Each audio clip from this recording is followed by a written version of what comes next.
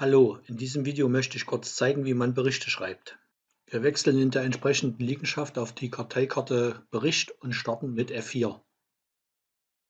Nun haben wir weitere Auswahlmöglichkeiten. Der Unterschied zwischen den Karteikarten Favoriten, Favoriten 2, Mängel, Mängel 2 und so weiter ist folgender.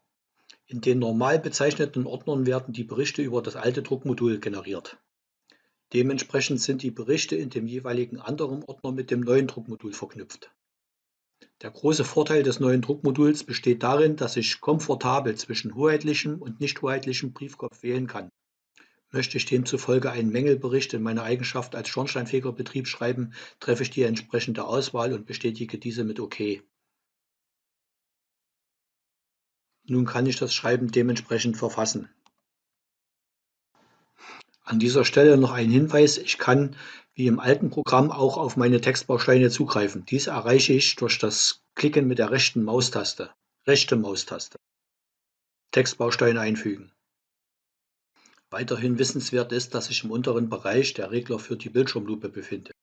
Sollte dieser wie in unserem Beispiel nicht zu sehen sein, können wir den Bildschirminhalt einfach maximieren. Nun können wir den Bildschirminhalt entsprechend vergrößern oder verkleinern. Abschließend noch ein paar Worte zu dem Ordner Favoriten. In diesen Ordner können wir die Dokumente ablegen, welche wir sehr häufig benötigen. Hierfür gehen wir in den entsprechenden Ordner, wählen uns das Dokument aus und fügen es zur Favoritenliste hinzu.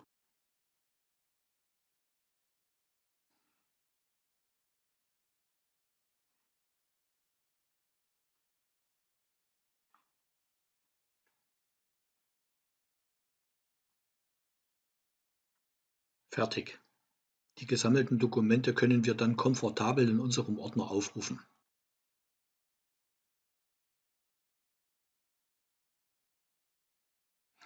Damit sind wir mit unserem Video am Ende angelangt und wir wünschen Ihnen bei der Weiterarbeit mit Camin Futura viel Erfolg.